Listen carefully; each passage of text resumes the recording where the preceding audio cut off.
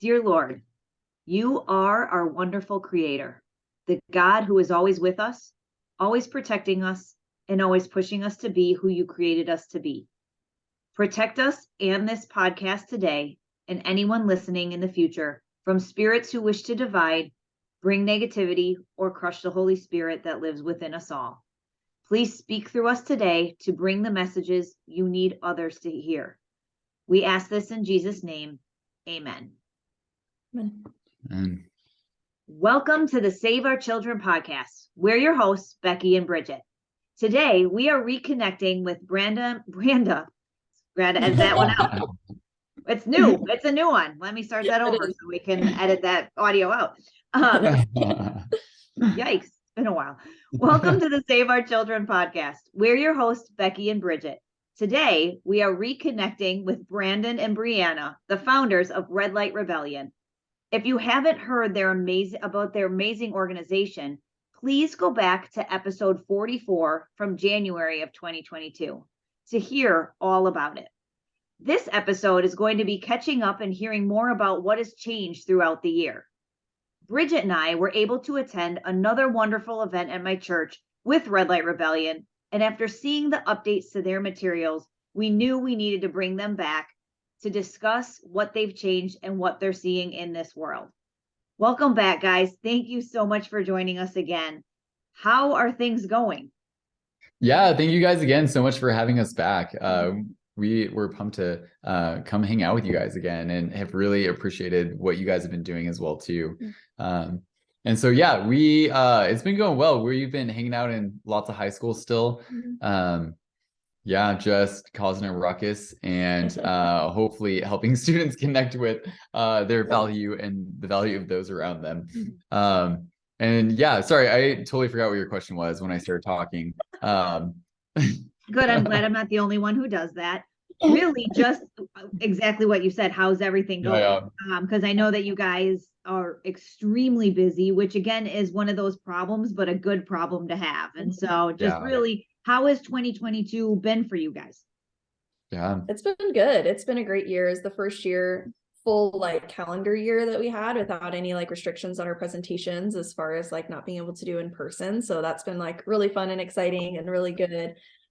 We've been able to get back to schools that we haven't been to in a couple years because of all of that originally. So that's been really great. And yeah, the students have been good. We obviously see shifts with students over the years. I think most teachers do, and they talk about that, but it's been really fun to be able to engage them and hang out normal again. So yeah, good. That's awesome. I'm excited to connect with you guys again, especially after hearing your presentation and all the added material, especially because as far as even in social media world and the teenagers and mental health and the suicide rates have skyrocketed, and so has in trafficking. So just everything skyrocket, and what you guys are doing is so impactful on a global scale. And the thing I want to get into is the healing aspect, especially because we see more and more coming out in the headlines. How have you guys seen from the beginning of the year to even now in your material, you guys shifting as more information comes out? Is it easier to digest for students taking that information? Because example, right now we have the headline Balenciaga.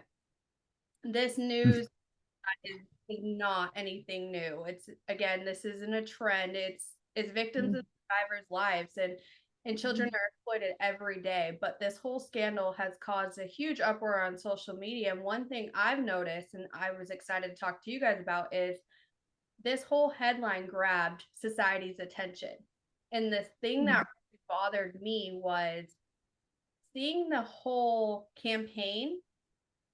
All it was, don't get me wrong, the child and how they presented it with all of the BDSM material.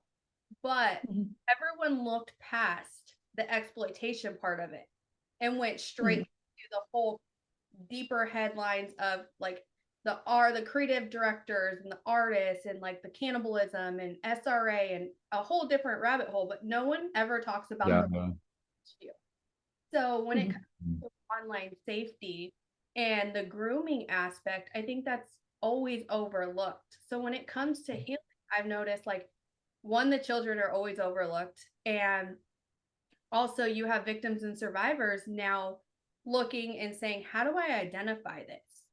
So with your guys' new material that you've added to your program, can you just share a little bit about that and what you guys are seeing, as well as like your opinion on everything that's currently going on in social media world, especially because you guys see it every day, not only the kids exposed to it online, but you're actually on the campus dealing with the mental health of the children.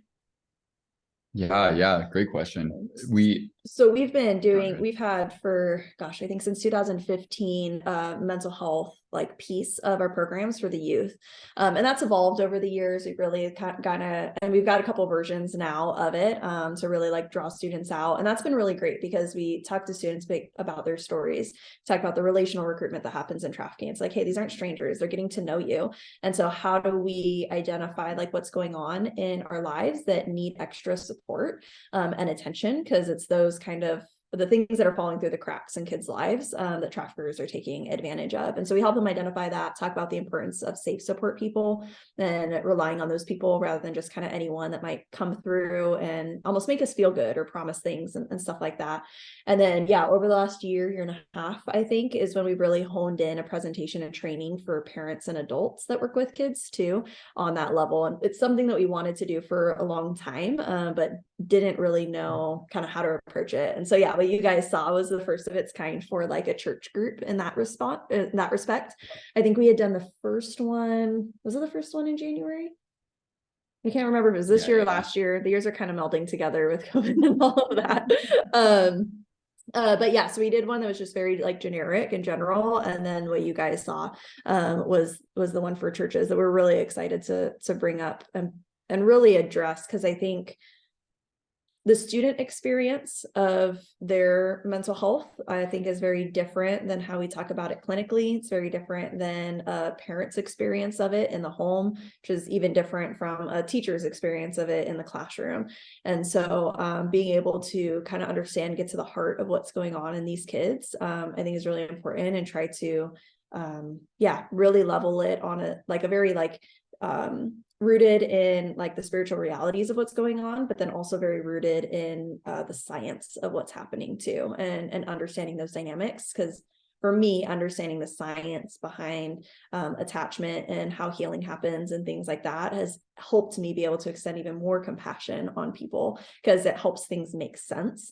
Because sometimes these struggles can feel so foreign if someone hasn't experienced that themselves. So that was kind of bringing that part of the program forward, which has been exciting to do. Yeah. And we've seen like just kind of like what we've been seeing in the classroom and stuff with students. We have been seeing that the conversation around mental health over the last few years, definitely since like COVID, like it's become a lot more like mental health is like a normal term that as all the students use, which it wasn't like super taboo before that, but now it's like very much like people are like, oh yeah, I gotta like check my mental health and stuff like that. And so we see that students are wanting to like have some sort of like effort put towards that for them getting stability in that.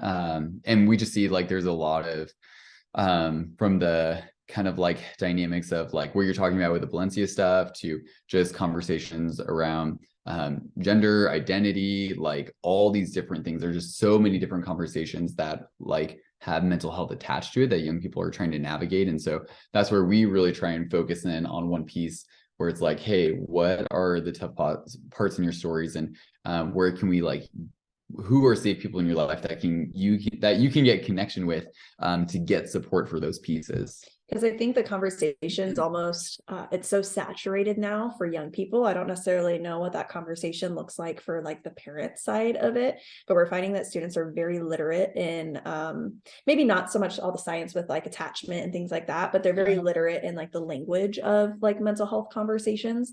But it's almost like it's almost then too open. So now they're sharing too much with too many people that aren't necessarily the appropriate people to share those things with. Yeah. And so that's been kind of an interesting dynamic. You still have kids that are just not going to open up. Like, we're all people like that, right? But yeah, we see that's an interesting, and I think social media plays a piece into that. Social media, there's like this pressure to be authentic online and vulnerable online, and all the influencers they admire like that and all that kind of stuff. But it's like, hey, those influencers, like, they have a job, and their job has boundaries according to it. Like, we can't replicate that in our personal lives in the same way. So I think there's a lot of even confusion of where is the right place for these conversations with kids, and who are the right people to be having those conversations with. Yeah. And that's actually super interesting to hear, because I feel like at the parent level, we're not there. Like, the kids are sharing and open and talking about mental health, but they're not sharing it with their attachment points. They're not sharing it with their parents or their real loved ones, because I'm going to say but my generation hasn't healed themselves to have that attachment. And so they're like, I'm going to share that I'm authentic online. Okay, well, you're getting a lot of acceptance and a lot of praise and a lot of whatever, but it's not really the praise and acceptance that you need. You really need your mom to say, man, I'm proud of you for getting a good grade, or your dad to say, what a good job working hard and studying, or great job at the game. And that's not happening because our faces are too busy in our phones, or we're too busy at work, or we're not paying attention. And so these kids, the same exact situation is happening between our parents and us as is happening between us and our generation, but the kids just now know the terms. So even my son's like, oh man, that thing triggers me. And I was like, seriously, you're 14. What triggers you? Like, come on. And I said, you need to be real careful with that term. Although, yes, you're annoyed by it, or yes, whatever, you're demeaning the word. You're not. Trigger is a big thing for a lot of people, and it can be really deep and really painful. But if that kid annoyed you, then he annoyed you. I mean, yes, it's a trigger. I get semantics, but you know what I'm trying to get at. And so we still haven't healed the main piece. We haven't healed the ego, the past, the generational stuff. It's just different. It just looks different now than it did before. And that actually makes me really sad to hear that that's what these kids are doing is I'm authentic, but you're not. I mean, not really, not in a real deep, vulnerable way, because your parents aren't being an attachment for you. And that to me was probably, and I know Bridget can attest to this, that was the best part of what we saw, is when those parents' brains blew out of their head, because you're like, wait a minute. I have something I have to fix, and my kids are going to get in trouble because I gave them that device, or I gave them that experience, or because I'm not doing the work. And I think it's really important that us, our generation, whatever generation, there's like 3 different versions of us, that we really start doing the work on ourselves, because we're literally handing our kids to society without any attachments, and we haven't changed a thing, even though we have new words for it all. Well, and the perspective is different too. So have you guys read the book, The Rise and Triumph of the Modern Self? I've been talking to everyone about it. It's been out for like the last couple of years. It's amazing. I think it's Carl Truman is the author. Yeah, there's a condensed version of it that's easier to digest, called Strange New World. But it's like half the length. Yeah, it's only 200 pages. The Rise and Triumph, my kind of book, like 400 pages. Yeah. I'm just like, I think I'm in chapter 2 or 3 of The Rise and Triumph, but he talks about just like the lenses in which we view the world. And I think that that's even a bigger breakdown. Whereas kids nowadays, it's all about the individual and finding identity within yourself, and it's turned inwardly. And so then someone must accept you in order for you to like be okay in society. Whereas in older generations, especially probably like boomers was probably the last one where it was more solidified, as if you're going to compare just America in the last like 150 years, they their mindset was more like, how am I contributing to like the greater society? How am I contributing to my family and the city that I live in, and, you know, things like that. And so that's where I think even mental health is a different conversation, and it's taken on a different type of life for young people now that it never did before, because now it's like the be all end all. Whereas I think in previous generations, there were other pieces that went along with your mental health, and there were other dynamics in which to measure or gauge how you were doing as a person. Whereas now the individual and the inward life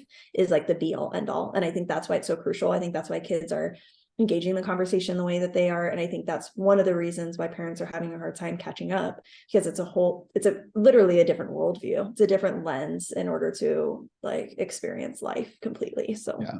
And it's standard to live by. And that's exactly. So young people are approaching life with, this is the standard that makes me okay. That means that I can fit in and belong. Where what Breanna's saying is the standard that like parents are coming from is a different standard altogether. And so there's kind of like it's almost like the different languages, you could say even. Yeah. Well, too, and I think with all of that is a lot of parents are still trying to understand even what's going on with themselves. And as it comes out, their realities are shattering. And so then you have kids who identify it, and then they try to talk to the parents, and then you have that disconnect. Or try to talk to whoever they may feel safe talking to. So there's that disconnect. And then you have like the lingo from back then till now and what the kids use, and there's that gap. So for me, I know that like I'm grateful for kind of being more on the hip side, because I can relate, but then also even using the app like Bark and seeing it, just even as parents, we have to be willing to change. I always say change starts with awareness. So we have to be willing to say, I don't know it all. It's okay if my child is saying this, and we're learning and growing together and going on breaking down even terms like what is mental health, or like you hear a lot of kids say anxiety, but it's like, okay, but where does it come from? And then you see social media, and now you see all these influencers who are like, oh, it's okay to be vulnerable, or, you know, now identity, and they're trying to find themselves, and there's so much confusion that now it's like, okay, what do I do? Where do I fall into place in society? You have a lot. And so it's been really interesting too to even see you guys share that aspect, because there's so much going on. But even just like simple reminders of telling the kids that they are loved, and, you know, they are enough, or it's okay to not be okay today. Like, let's feel that emotion versus just suppress it out. So. Yeah. And that's what we see too. It's been interesting, the more like that our friends have kids and the older that their kids are getting as well. Like one thing that is often talked about in kind of therapy, or like Brene Brown talks about it a lot, that you can only hold another person's story to the extent that you've held your own story and can sit within your own story. So whatever level of healing that you have had is going to be like the cap in which you can hold space for another person's like trauma or pain.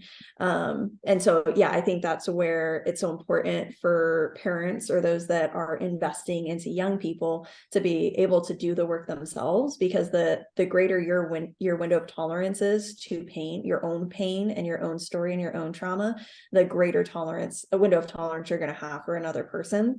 The less triggered you're going to get, the easier you're going to be able to manage the triggers. And we know that like the body keeps the score, right? It's like our bodies remember things. And it's been interesting to see how like friends of ours now, as their kids are getting older, hitting certain ages, it's triggering stuff for them that they're not able to identify as actual trauma, or things that they went through that were just tough that they never worked through as a kid. It's like, oh, I'm just really struggling with anxiety, or I'm just really struggling with depression right now, or like I'm feeling like I'm like my perfectionism's out of control now, I'm like a control freak and all this kind of stuff. It's like, okay, well, that only came up when your kid hit this age, so let's go back. What happened when you were that age, you know? And so to be able to do that as parents is beautiful, because then, or even teachers, because we see teachers, they hit their max too. It's interesting to see how kids will trigger teachers in the classroom, or even kids will trigger us in different capacities too. And so it's interesting to see like, okay, like how do we do this? Like, how do we expand that capacity within our own stories? And even if the motivation is not for ourselves, but it's for our kids, like, I think that's still a powerful motivation, you know, to be able to work through our own stuff. So yeah, that's awesome. Yeah, I know that my 14-year-old is my mirror, and that's a lot of, they use that term a lot. Like if something, I'll use trigger. I yelled about using trigger, but if something triggers you, it's usually because that person is a mirror to something you have to fix. And the other day I realized he wasn't getting something done, and I yelled at him. I was like, you wouldn't be so overwhelmed if you just did the work you knew you needed to do. And then I was like, oh, or if I got my stuff done, I wouldn't be so. Yeah, okay, well, I'm just gonna leave now because I gotta go figure out my stuff. But a lot of that stuff really happens, and it's a great point that your kids are going to probably be the biggest thing that you headbutt against, because it is, what is that thing about me, about what I experienced that I need to dig out, or I need to, because I actually just saw a really cool video that said something about like, why do your kids bother you so much, or like what about them makes you so angry? And it's like, if somebody just came up to you and tapped your shoulder, it wouldn't bother you. Yeah, eventually it would get annoying, but it wouldn't really bother you. But if you had a gaping wound on that shoulder and they started touching you, you'd get really angry because it hurt, and it what are you touching me for, and why are you doing that? That's the same thing, except you just can't see the wound. You have to go in and try and figure out what it is and heal it, so that when they do it again, it doesn't cause that reaction that is, why are you doing that? It's, okay, I see this for what it is, and we can move on, or I can address it, or I can help you work through it. But it's great. That's great insight. It's interesting that it affects teachers, and even like you guys, why, child, are you affecting me like this?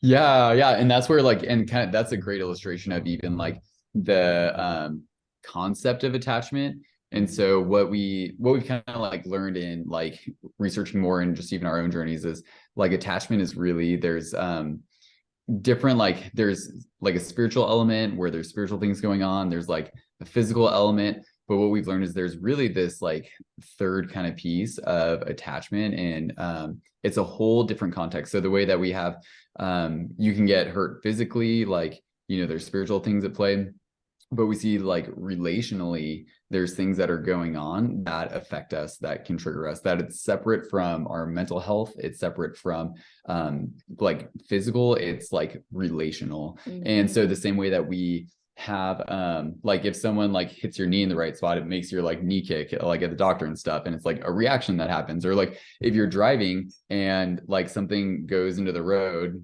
like right in front of your car, what you like, you swerve out of the way, but how do you decide how you swerve or where you swerve? Or say there's a group of old ladies on one side and a woman and a child on the other side, like what do you do in that moment? The like answer is that you don't know what you would do, you just react in that moment. And so what we're learning is that based on how our relationships were formed from when we were young with our primary caregivers, we have relational reactions that just happen. They're not, it's not something that's like a lack of self-control or patience or any of that stuff that we need to like control more or figure out. It's just something that's happening that is rooted much deeper than our even ability to control it. And so that's where like you're talking about when like that wounds being hit, it's usually from relational hurt, relational wounds that have happened, because we've all one like definition of trauma that I've heard is that it's anytime you didn't get something that you needed relationally. And so as a young person, if you needed like presence from your parent, but they weren't there, or we all internalize things in different ways, but when something got missed and it was a big deal to us, that can be considered a relational trauma that creates a wound that maybe later in life we're trying to fulfill or get that need met out of an insecurity. And so that's where like we're talking about with our kids, when they're trying to get that need met and we never got that need met, that can be really frustrating. And our response could be, hey, I had to figure this out, so just figure it out. Like I don't have time for this, you know? And so it's easy for that dynamic to play out. which, piggybacking off that and relating it back to trafficking, the recruitment that traffickers are using is they're trying to figure out what are those unmet needs in that child's life, but it's physically, emotionally, whatever it is. And then that trafficker is going to pretend to meet that need. And so as parent, like, obviously, even if you have like the best relationship possible with a kid, like there's always vulnerabilities, right? Like, and no one's perfect. And there's always, you know, anything can happen to anyone. But we can best set our kids up when we're able to the best of our ability, try to meet those emotional needs, because that's what traffickers are doing. They're looking for the kids that have emotional needs that are going unmet, big ones too, that they're then taking advantage of. And so to be able to be like, oh, even if that's the motivator, right? Like, I got to work on my own stuff. I got to work on, you know, what wounds happen in my childhood to be able to show up for my kid. So then I know that I'm giving them the best chance possible moving forward. Yeah. Well, too, and going off of that, if we can, I kind of want to bring back, even though we've talked about it previously, is when it comes to human trafficking, people think it's just sex trafficking and they just think sex. But if we can just go over the forms of trafficking, because as we see more and more come out, people are now being able to identify CSAM and CSEM. And then even that, it's like the exploitation side of it. It's like, no, there's labor and the different forms of trafficking. And so many people don't even know how to wrap their brain around it, because then they're like, I give my money to this. Oh my gosh, like I'm guilty of, you know, supporting. And then you're seeing it not only in the fashion industry, but you're seeing it through even movies, like entertainment in general, more as it continues to come out. So if we can just briefly go over different forms of trafficking, because a lot of people are still learning how to even identify that. Yeah, definitely. So we know that like you mentioned, like the fashion industry, I think is the #1 industry for trafficking because of the labor trafficking. So it's interesting because you can have different categories and then different subtypes within those categories. So you've got like labor trafficking, but that might be fueled by debt bondage, right? Or like someone owes a debt and now you've got compound interest on it that they can never get out of. And now generations are stuck in that labor trafficking that's really like debt bondage. You've got sex trafficking, but you've got so many other levels of that. Adults can be sex trafficked, but then kids can be trafficked. Legally, that's categorized different ways sometimes too, depending like on the state. You can have pimp control trafficking, you can have familial trafficking, or it's a family member. You can have child pornography, which is going to be very different than, you know, like a kid that's being sold in like a hotel or something like that. And then you can even have trafficking where certain things are legal too. Like, I think some people look at like, hey, what's legal, what's not legal. It's like, hey, if there's force, fraud, or coercion involved in any of this, like it's trafficking. And so yeah, you've got debt bondage, you have child soldiers too, which is like a really big deal for in countries where they've got a lot of like violence going on, kids being like taken and then forced to fight. So yeah, so it looks, I think, a lot of different ways. And I think for us, like even you mentioned like the fashion industry, it's like, hey, like what are we supporting with the brands that we wear, right? So it's like, even if there isn't a legal case for Valencia being like, hey, that was like child pornography, it's still not okay to sexualize a child in that way, like, because legally the definition of child porn, that doesn't qualify, and yet that doesn't mean that it's okay. That doesn't mean it's productive to society. That means that it's not traumatic for people and those that engaged in it. And so it's like, oh, but there's a narrative here that of sexualizing children, and so how do we go about that? Do we want to wear those brands? Like, we talk to students about Playboy all the time. Like, Playboy now sells merch at Tilly's and PacSun. Like, those are companies that intentionally target preteen and teenagers.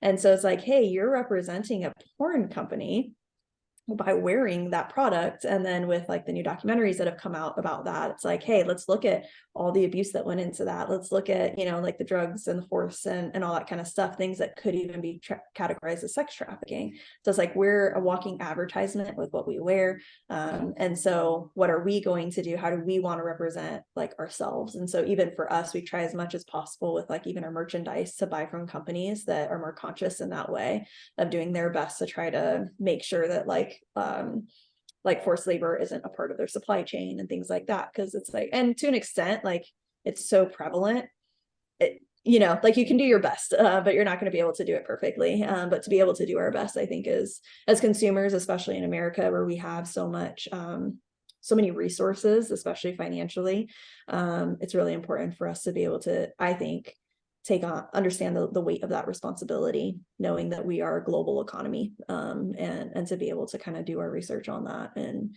and care about those things, even online. What are we watching? What brands are we, promoting? And even if someone's like consuming pornography, it's like, cool. So they might be 18 in the video, but they're portraying a 15-year-old in that video. Is that the kind of stuff we want to be promoting and fueling? And so I think that even if something legally can't be categorized a certain way, there's still a responsibility of understanding what the messaging behind that imaging, or where that stuff is coming from. So yeah, I don't know if there's any other like forms or dynamics you guys want to like touch on too. And it's interesting, and this is kind of a side note because it just happened this weekend, and it's the idea of what you have just around you and what you're allowing into your space. So for example, I work with the kindergarten and first graders at church on Sunday morning, and we had them coloring in stars and ornaments to decorate the room, whatever. And some of these kids, like, they will draw their rainbow with light blue, light pink, black, brown, and white. And that's the LGBTQ pride flag. And I don't know that people know that.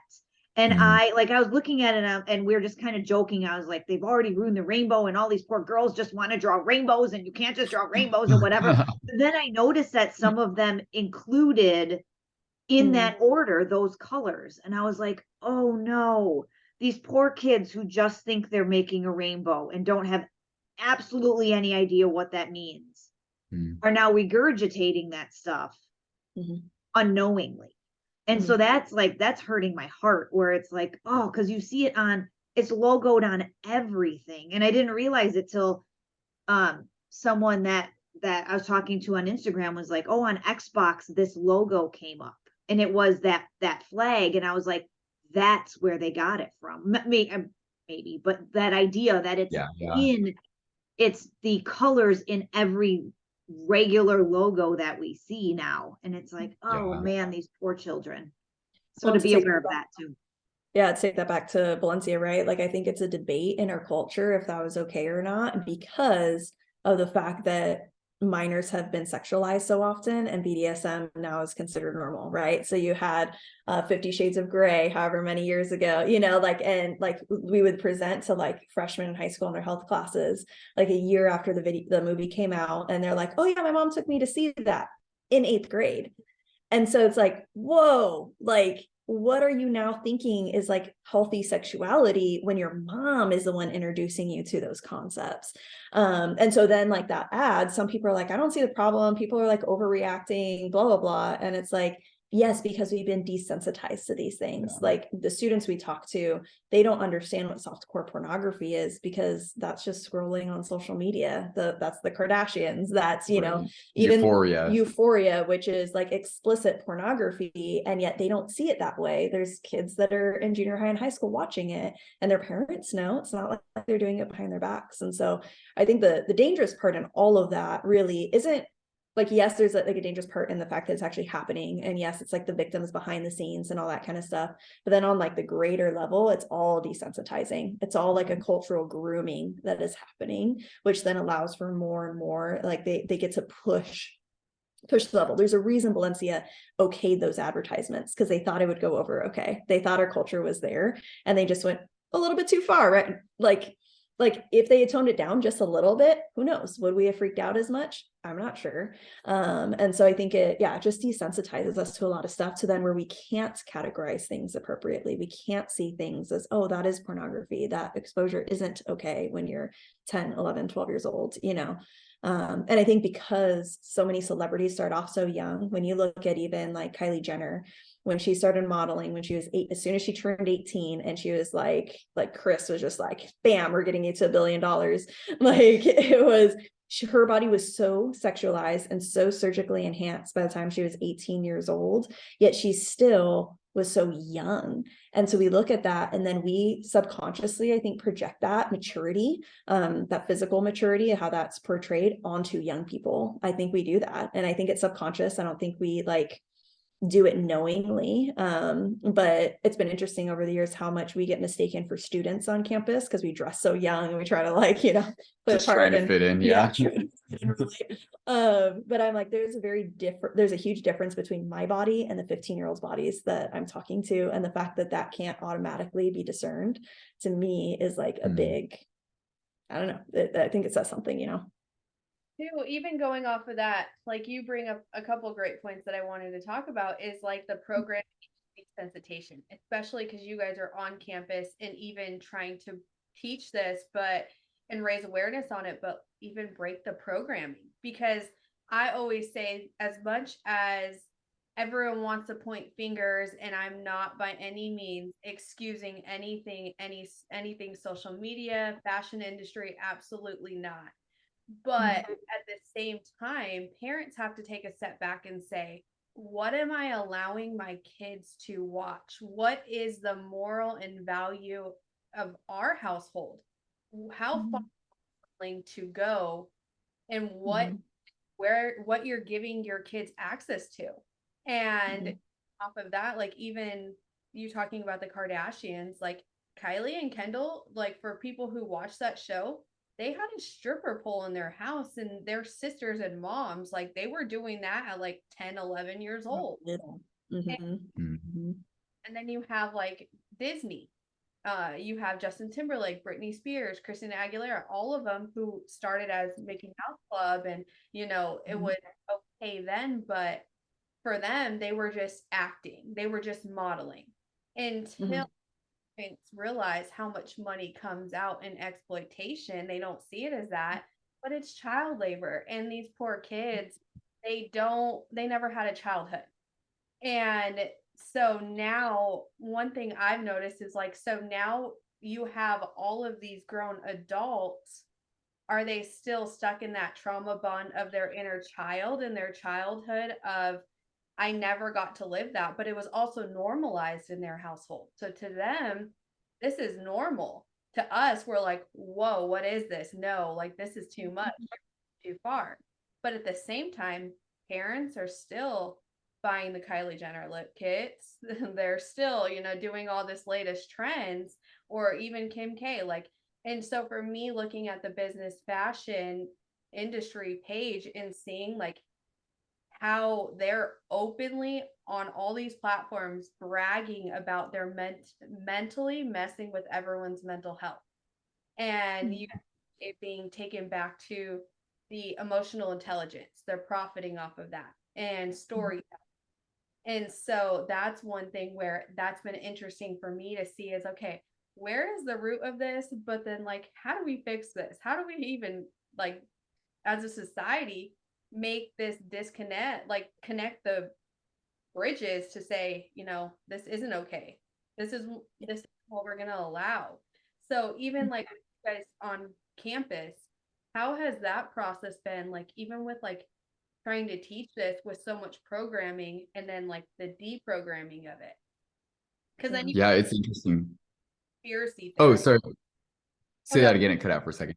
Oh no, I was just gonna say, even like you guys trying to teach this, and like there are ways to identify it, but then you have like mainstream media who's like, no, this is conspiracy theorists, and it's like, whoa, no, not pedophilia, exploitation. Let's stop there. Yeah, no, totally. That's a great question, because it's interesting. There's actually one school that we're at that we see more Playboy clothes being worn by students than any other school. And it's because the principal gave up and was literally like, yeah, Playboy's just another brand. So like, we're not going to dress code kids for that anymore.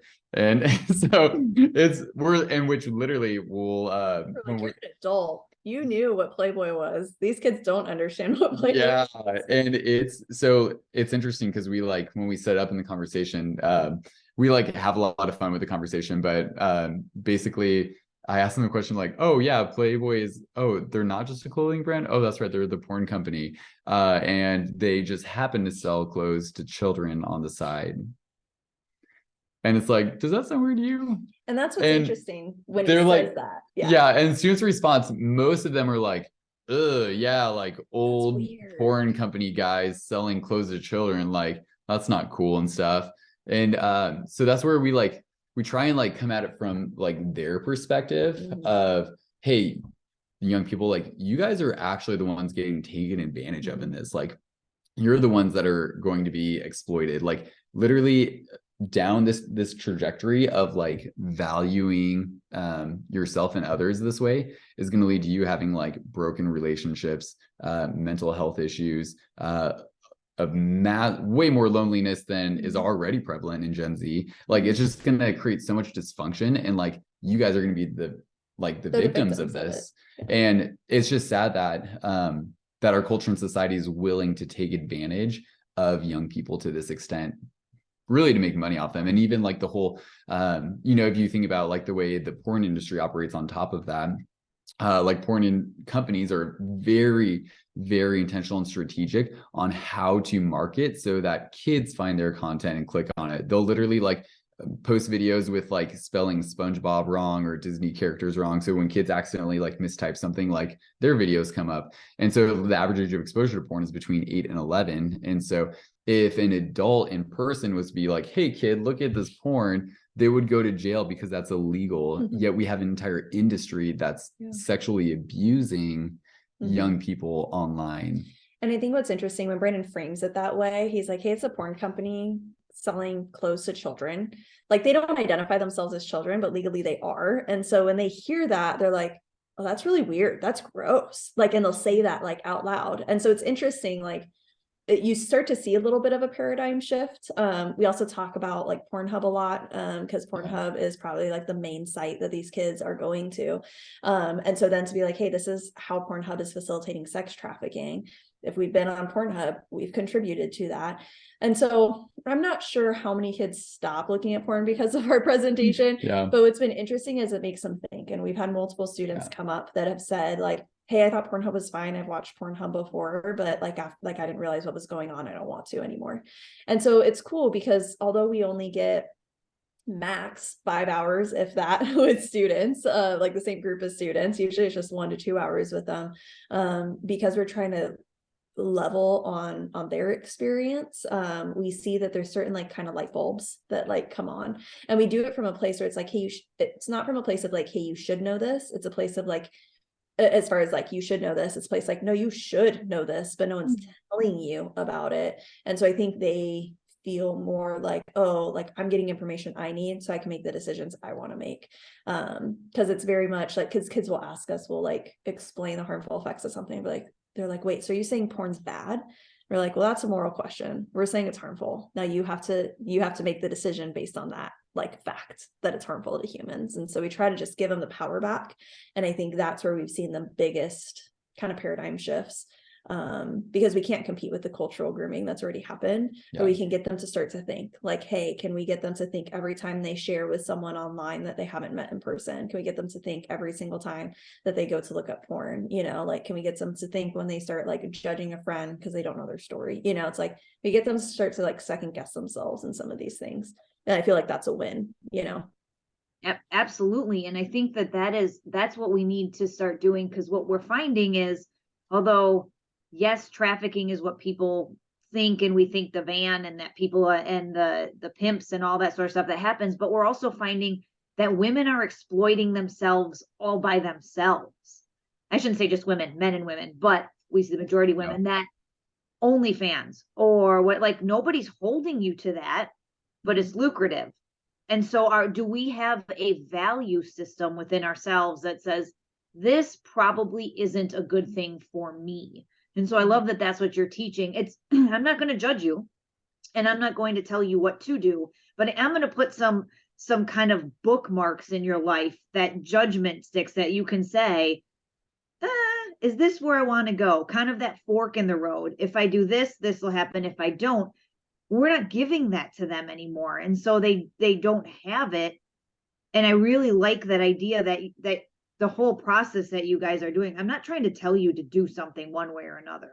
I'm just giving you information so you can make a judgment call for yourself, because right now they're trying to keep all the information away from you so that you only do what they want.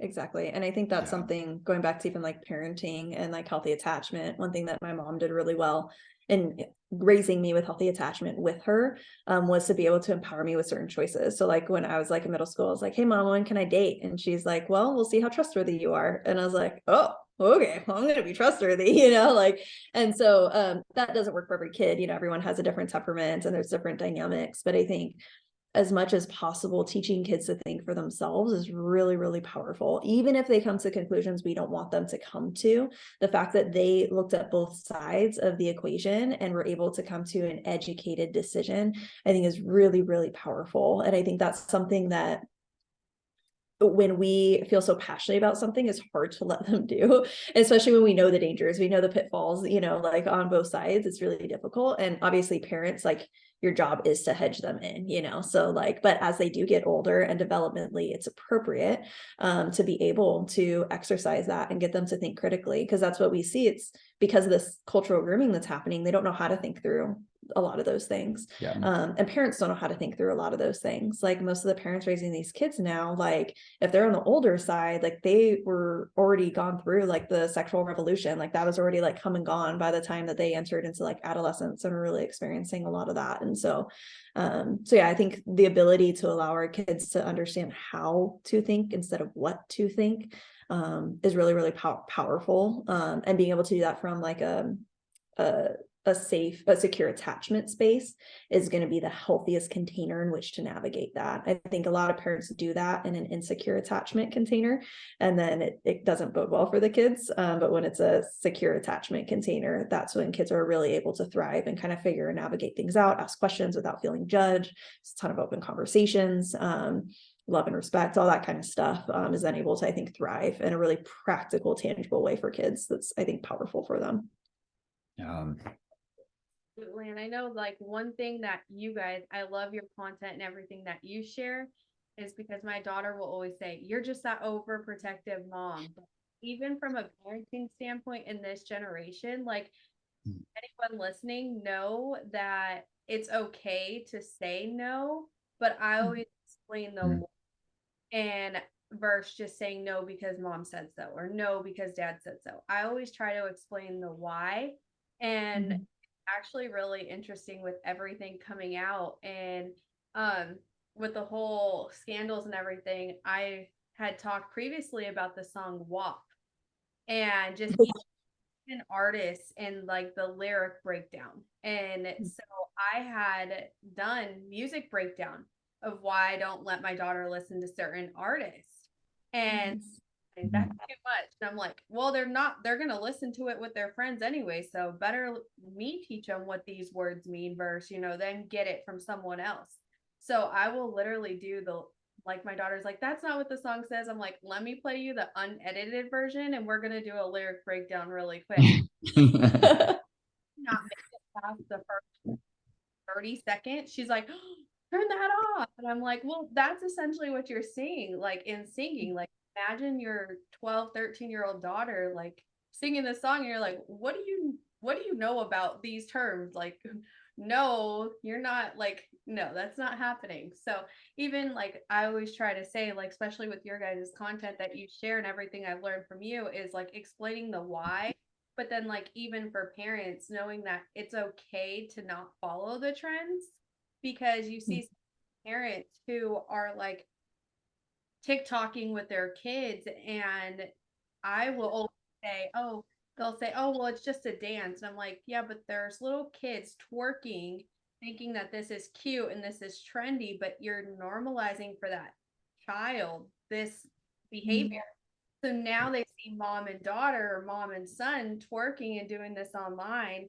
Well, now not only does the whole world see it, but then by the time they're 18, they're going to want to OnlyFans. And then because it's been normalized. And then you never know, they might go down a deep path where you then see prostitution or the deeper levels of human trafficking. So even just sitting back and looking at it from that aspect too, because so many people just follow the trends. And even like another thing I wanted to go into is digital safety, and what you guys topics that you guys discover or that you discuss in your classrooms is right now there's a really popular trend with the Lensa app, and it is where you upload your pictures and then they turn you into like this, I don't even know, all these pretty little pictures and like like AI avatars, right? Yeah. so it's full AI. But what was really interesting is seeing that some people who shared is there's a section where it turns you into a child. And so you look younger. And so now we're talking about it amongst a group of survivors. We're like, whoa, like now that just made it easier for the traffickers or like the online pimps to say, oh, look, I'm your age, but then also the young kids can now act older.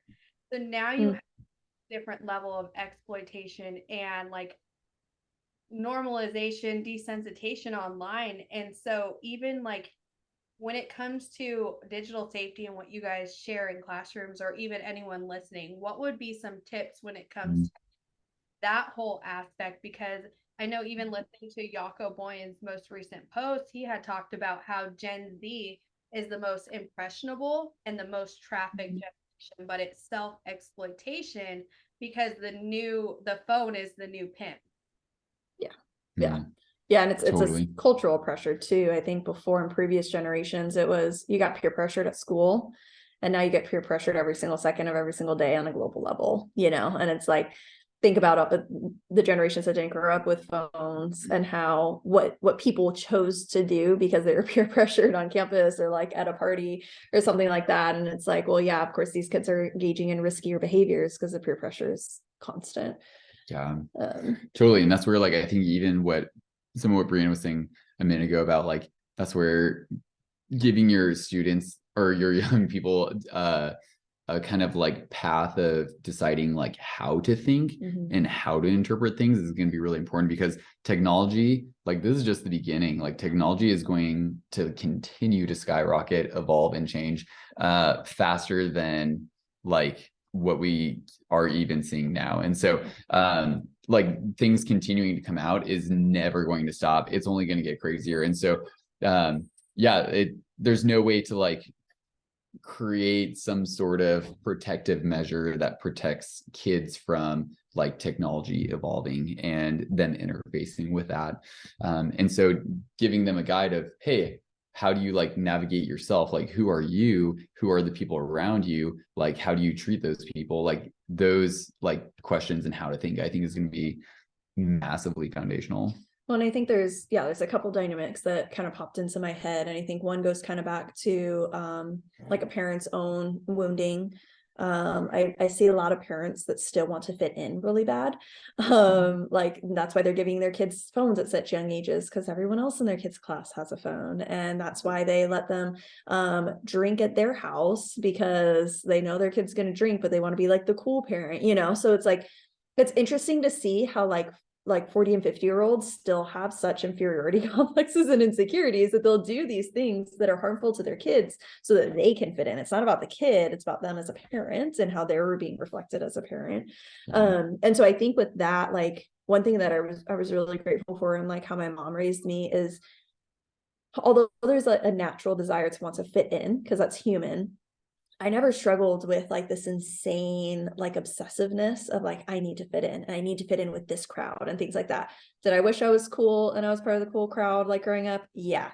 But when the cool crowd bullied me, I was just like, stuff it. Like, I don't care. Like, and so like being able to raise your kids with that kind of security and confidence, I think translates to the online world in a really powerful way, because then they're not able to, the students are going to see certain things happening online. They're like, I don't even care. I don't want to be a part of that.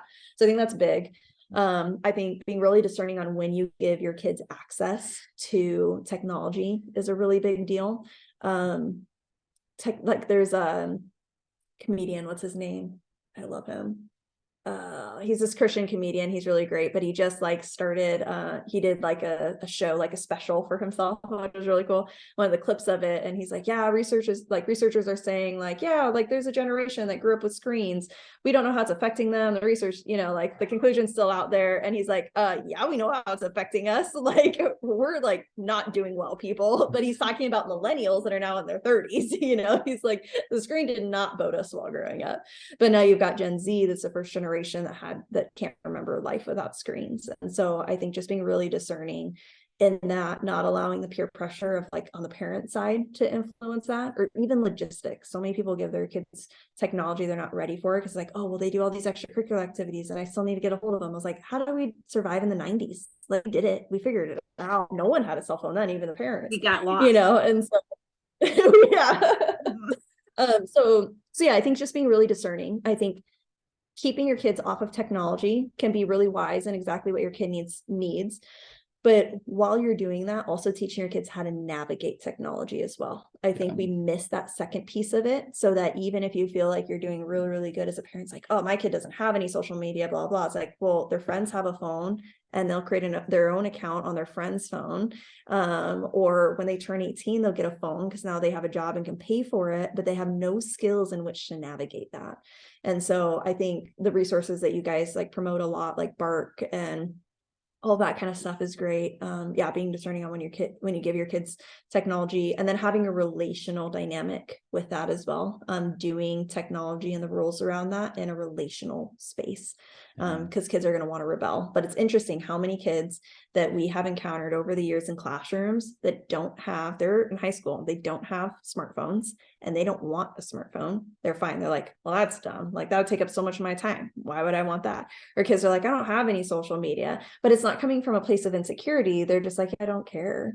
And I'm like, good on you or your parents or wherever that came from, because that's just like such a good emotionally secure space to be in, no matter what the interaction online actually looks like. So I know it's more like conceptual and like generic to that question, but I feel like some of those things actually, they make the practical pieces that I know you guys talk about a lot actually effective.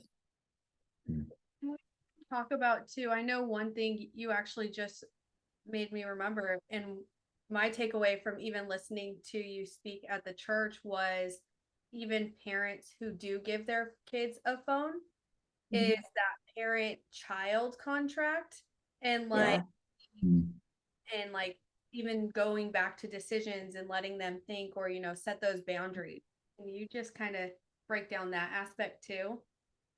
Yeah, we have a friend that did like a contract with her kids. And I know there's different resources out there that have them, where you sit down as a family and it's like, hey, we've got technology in the house. So what are our rules of engagement with technology? And everyone gets to have a say. They get to contribute to the conversation. And then you like type it all up, and then everyone in the family signs it. And so then it's an agreement of like, hey, we all came to this. And which probably means that there's going to be restrictions on you as a parent with your technology, right? Like, I know I have to watch myself, like, how much am I on my phone? And am I on my phone a lot when I'm with my nieces and nephews? And am I just like filming them the whole entire time instead of just like playing with them, And so, but those restrictions are going to be healthy. And so then when a child violates those like terms of agreement that they have agreed to, then you just remind them of that agreement. It's like, hey, we talked about like, if this happened, then if you snuck your phone after bedtime, like you would get your phone taken away for however long or whatever it is. And the kid's like, oh yeah.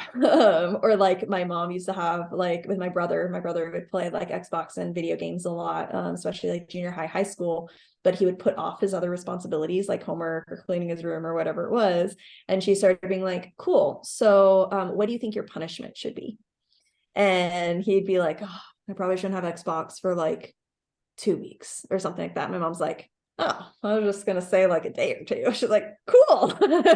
So then the child takes ownership. And because you've established secure attachment with your kid leading into that, then there's going to be a level of respect that the child has in that situation, and they're going to take ownership. There's interesting psychology behind apps and like the user dynamic, where it's like, if they do an update on an app, it's like, they ruined my Facebook app. They ruined my Instagram. They ruined my TikTok. I don't like this update, like on my phone, we think we have ownership of it.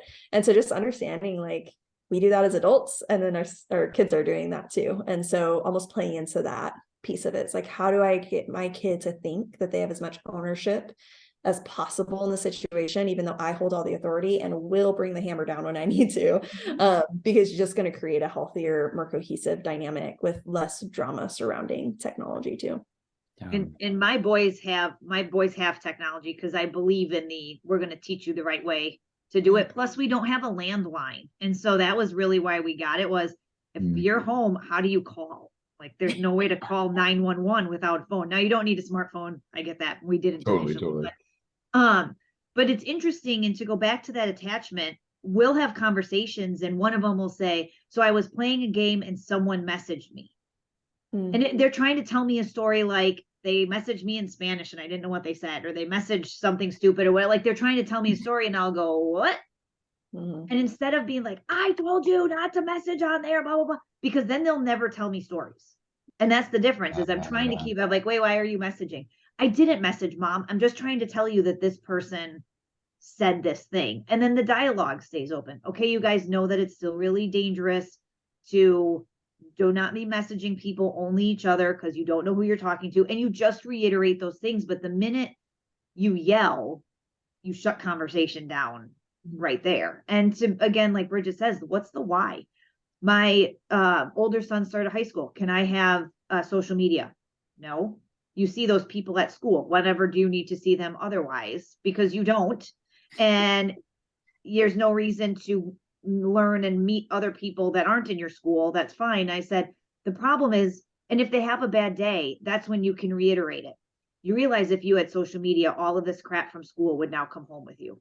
You get to leave it at school, because that's where it is. And now you don't have all that. And the kids that you didn't like that day aren't still bugging you or whatever. I said, so to your point, like, there is the why, there is the technology. But then again, like Bridget said earlier, I have Bark. And so I'll get a warning, and I'm like, whoa, what are we looking at today? And sometimes it's really stupid. Like, I texted, take some ibuprofen, and it comes up as a drug warning. Well, not exactly, but they know that I see everything that could be a problem. And so it's just that continuous conversation of, in school, they have computers, they have technology, they are literally handed a laptop. And don't think that these little children don't know how to get behind the firewall, because they show me, oh, did you know you could play Mario Brothers if you just type in this thing? What? But we have to get them, to your point, Breanna, earlier. They're going to be 18. They're going to be somewhere, and they're going to have no idea how to navigate any of this. And so we have to be regulated enough as parents that we know what's going on, and that we can have those conversations, even when you want to yell and be like, what are you thinking? Not doing that. Totally. Yeah, no. And that's where it's like, just, I think from the parent's perspective, it's, hey, do you talk to your child with the amount of curiosity that you would want someone to talk to you with in something that you are struggling with? Yeah. Like, how do you want to be approached when you're maybe trying to figure something out? Like, no one wants to be yelled at or like critiqued in a really harsh way. Like, that doesn't feel good for anyone. And so, especially like, and that's the thing with like culture and all these things on social, is that a lot of things that are influencing influencers, brands, like, it feels good. And that's why it's easy for young people to gravitate towards that if their parents yelling at them. And these other influences feel good. It's just a straight path to like, oh yeah, I'm going to go do what feels good, which is what any human would do. And so that's where creating, like, exactly like you're saying, just that, like, taking a step back, taking a breath, and just trying to ask questions, understand where they're coming from and like what's going through their brain. Not only does that help them think through what they're doing, but it just creates that connection on a deeper level too. Yeah, I absolutely agree. And as far as any parents or even anyone dealing with kids in general, or just, as more comes out, they're learning. And again, change starts with awareness. What are some resources as far as even how to break down I know your website does it very well, so if you can share that, but like, what are some places where people and parents can even begin to look as they're even trying to learn, not only heal themselves, but have these conversations with their children, because a lot of, again, the terminology has changed and now it's not as much of a taboo topic to talk about these things with your children. Although that's beyond me, but if you can just share some resources and any other tips as far as when talking to your children about online safety and healing and trauma bonding. Yeah. I think for like healing stuff, obviously therapy, but outside of that, I think the podcast, the place you find yourself, or the place we find ourselves, is a podcast by a guy named Adam Young. His content is the most thorough and precise and easy to understand of what it means to engage your story and your healing journey. The way he's done it, like I've gotten a ridiculous amount of value from his podcast that has really complemented my like therapy journey and everything. And yeah, he just makes it really, he's very succinct with how he talks through things, and he's Christian, and so it brings this like spiritual element into it in a way that's really beautiful. And the topics he goes through are really good. He has a few on parenting, like specifically with some of what we've been talking about, that takes a deep dive like into the clinical side even more. And then even like the first episode on his like is a good start of like, hey, why is it even important to engage your story as well too? Yeah, it's one of those podcasts you want to start at episode 1 and then listen through, because everything he talks about in later episodes builds on that foundation. And he talks about the fundamentals of attachment and attachment wounds and stories and all of that kind of stuff. He talks about marriage dynamics a lot too. So yeah, that's probably like the biggest resource healing wise. Yeah, that's like the easy to access, like you can get it right now. And then The Anatomy of the Soul and The Soul of Shame by Kurt Thompson. That's amazing. He's on the same level as that podcast, but he's actually like he does more of like the research and like clinical side stuff and speaks very like scientifically, but he's a Christian too, and so it's like a beautiful marriage of the science with the Bible, which is wonderful. Trying to think. And there's another book called This Too Shall Last.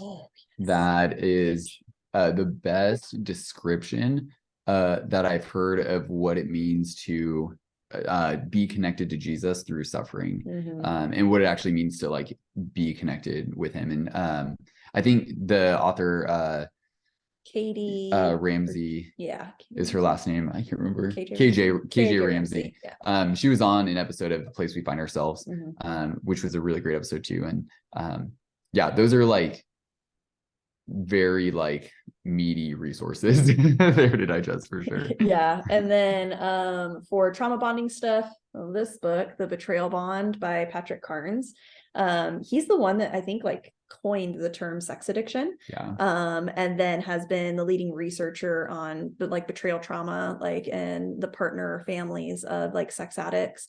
And then the betrayal bond, it's not about sex trafficking at all, but oh my gosh, it explains like the victim's experience of trafficking, and then even like the survivor kind of like aftermath in certain dynamics.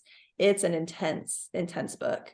So that's good. The Body Keeps the Score. That's obviously wonderful.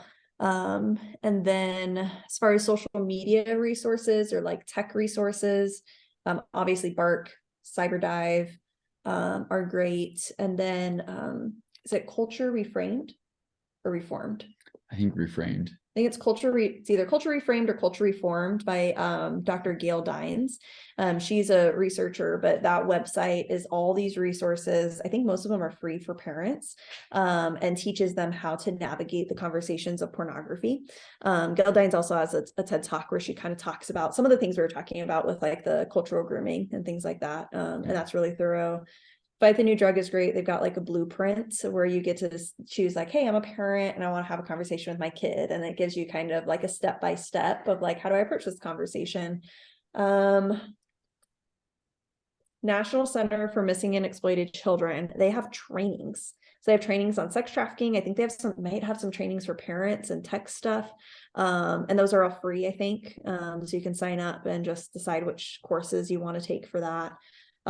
We talk about a lot of these different dynamics like on our website and on Instagram. So redlightrebellion.com or .org.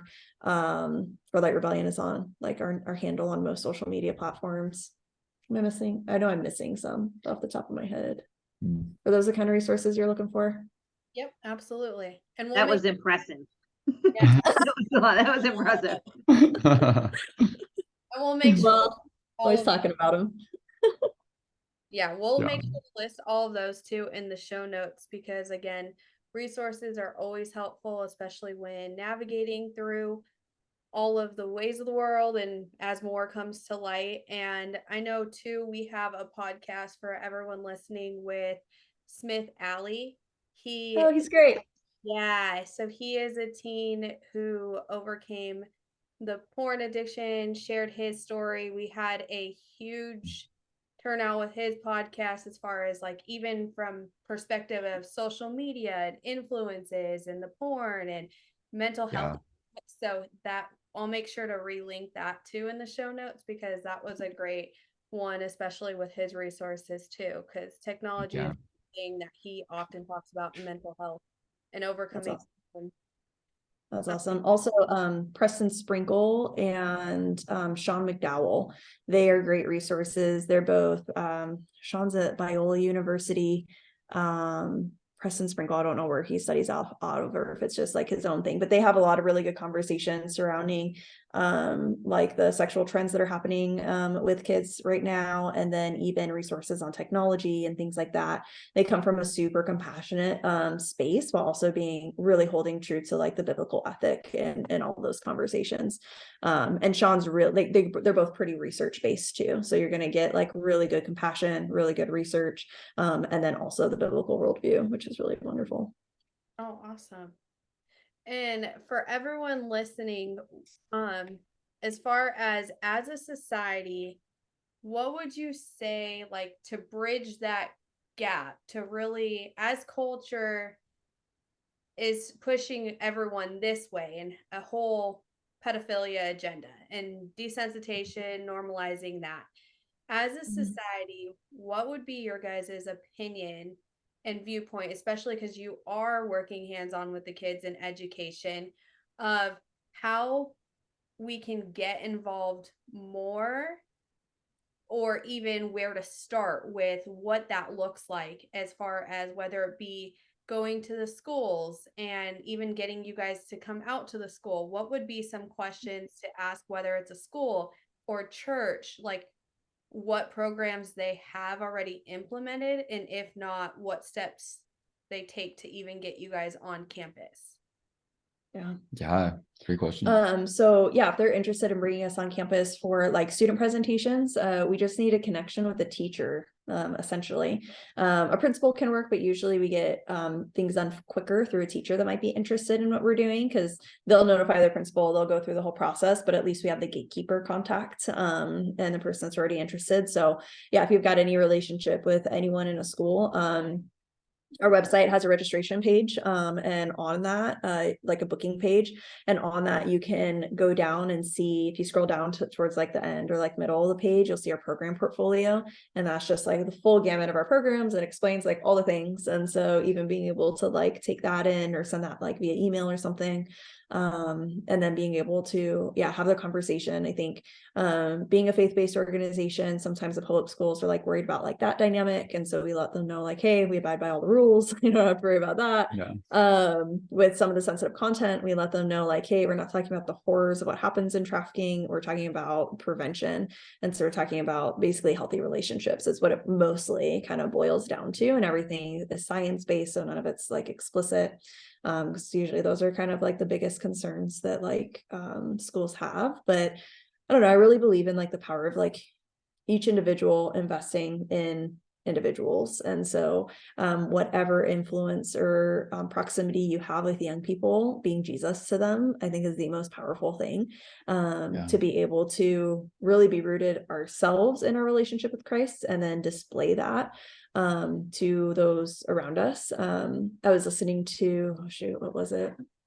I was listening to a sermon, I think last night, and they're talking about being like an ambassador of Christ. And the illustration he used, which I don't know if other pastors have used this illustration. I've never heard a pastor use this illustration before, but it hit me in a new way of like, hey, when you're an ambassador, you present your country. You represent like this, like that sovereignty. And so when you go into another country and you're an ambassador for like the United States, you're representing all that the United States is to that country. And so he's like, you're an ambassador of Christ. Everywhere you go, everyone you talk to, you are representing Jesus and the kingdom of God and that economy and that society to these people. And so I think being able to do that with young people, well, that concept, I was like, oh, that's an interest, that's put way more responsibility on me than I think I felt before.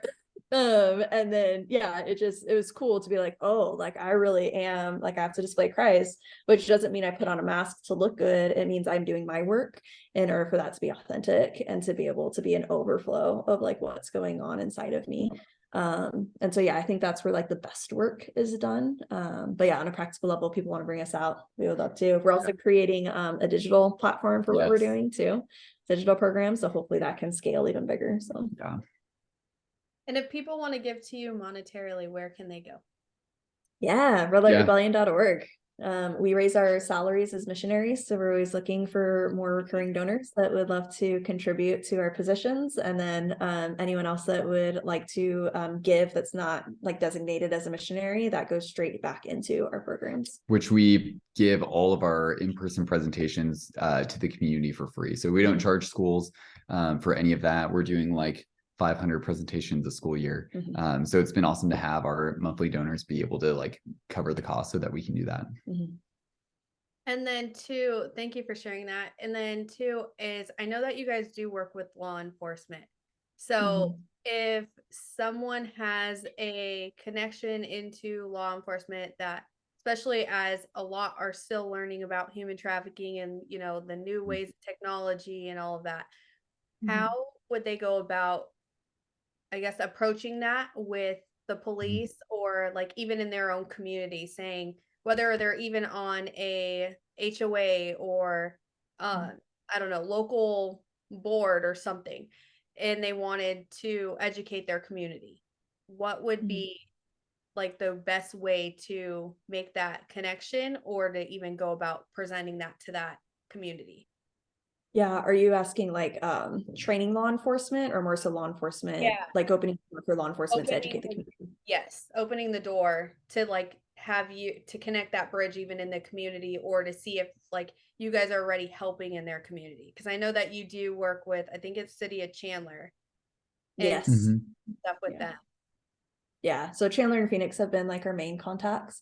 And we've done a couple law enforcement trainings, which has been kind of interesting. I always feel like they should be training us. But right.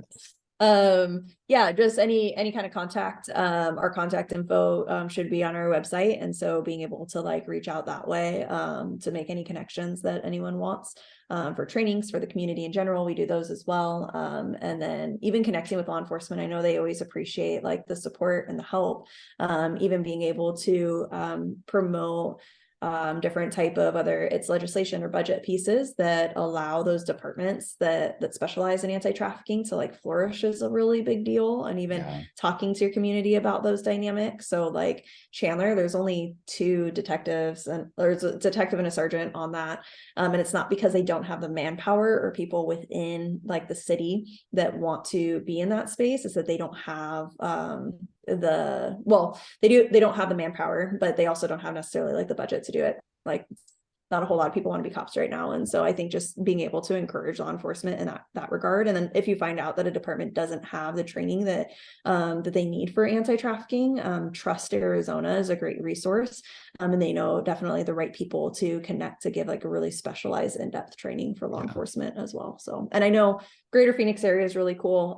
All those like departments and units like collaborate a lot with one another too. So they're always doing like cross trainings and things like that. So. Oh, thanks for sharing all of that. Mhm. And then as far as anyone who they may suspect that their friend or family or someone may be a victim Mhm. of exploitation or human trafficking, what are, for those who are just learning about human trafficking, what are some key red flags of a victim? And like Yeah. what, like different, because I know there's different ways to approach too. Mhm. Been just thinking, oh well, I can just jump in and save them, but at the same time, Totally. you could be putting yourself in danger because you might not know Mhm. their pimp or their handler, or what level of exploitation they may be at, if anything, if they're even ready to talk about it. Yeah, Yeah. for sure. Yeah.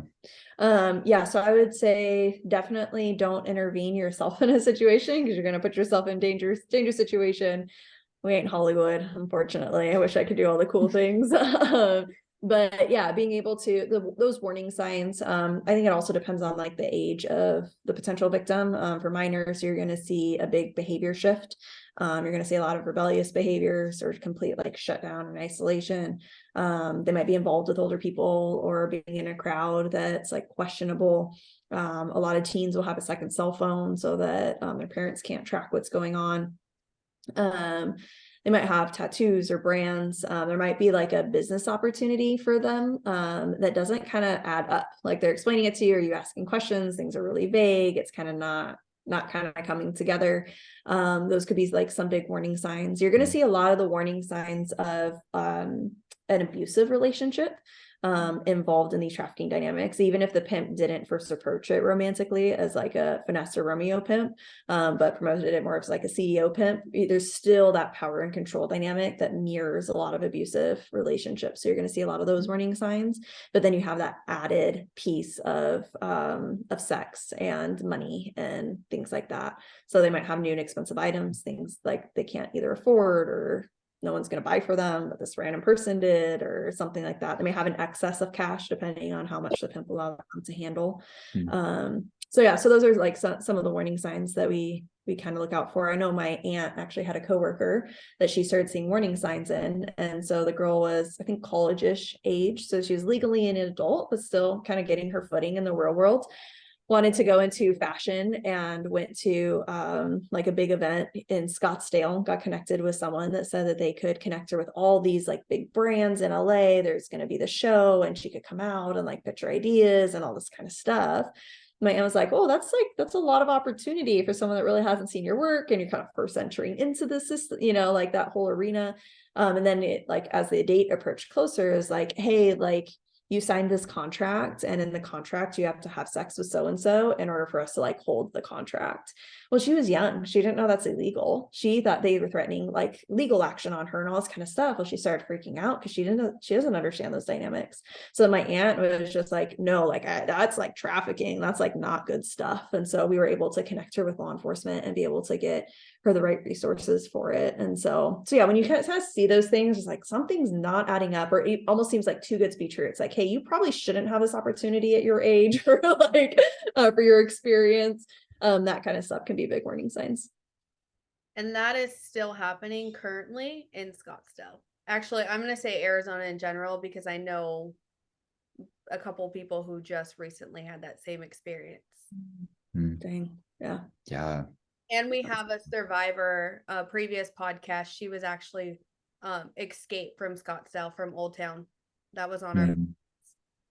So I know it's interesting because a lot of people think like, oh, it's the seedy areas of town or this is happening. Really sketchy, like ghetto areas. And it's like, it's everywhere. Like it's the ghetto areas, it's the most affluent areas. Like anyone with money is going to want something like this. And so you might have to look under a couple rocks, but you'll find it.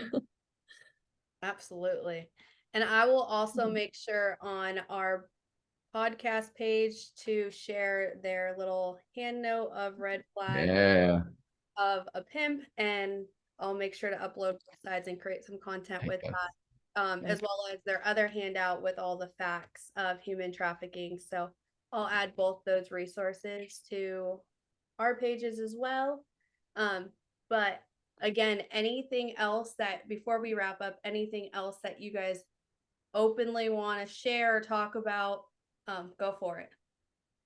Yeah. No, this I is think, is there awesome. anything you have? No, Okay. I think we covered a lot. We did. Yeah, we went a lot of different directions, but it all seemed to tie in somehow. Yeah.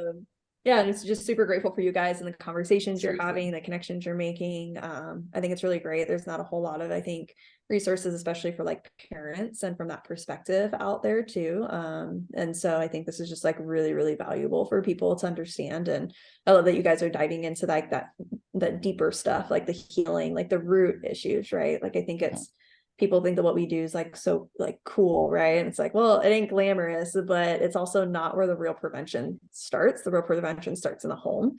And so to be able to do that work in the home, it's tough work. It's part of being human. It's part of, like doing life, but it's really, really right there. When you talk to law enforcement, they say by and large, like the vast majority of girls that they're seeing in these situations are ones that had these insecure attachments within their family dynamic. And so to be able to just be a good healthy family is just amazing. And so you guys giving resources for that, especially in an era with technology where it's just there's so much new stuff. Like how do you keep up? The fact that you guys are continuing to have these conversations and being like looking and listening for all the new stuff that's coming up, I think is super valuable. So thanks for all the good work that you guys do. Thanks, guys. Yeah. Thank you guys as well, because I know that as you know everything that you do, and then even advocacy work, and even you guys working hands-on with survivors, and then have your own personal lives too. Everyone doesn't get to see behind the scenes. And so keeping up with not only social media, but even like volunteer work and working with survivors and all that, it does take a village to do everything that we're doing. So I want to say thank you guys for everything that you do, because as we can handle the digital world, we know that the kids are in good hands with everything that you're doing in classroom and soon to be online. So again, thank you guys for everything that you do, because again, awareness and starting with the youth is what's important. So I know for me, I'm always like, okay, if you guys can handle the classroom, I'll gladly create content all day. Like it's teamwork. And so Exactly. Yeah.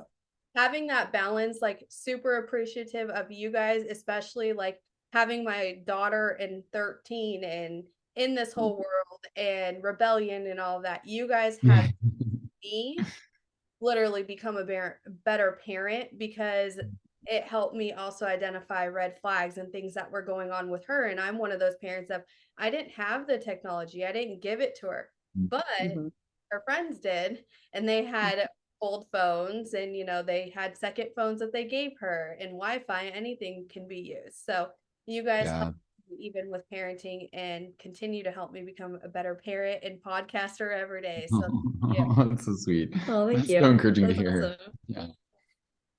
And again, everyone who has tuned in, thank you so much for your love and support. We will make sure to link all of their information on our website as well as our show notes.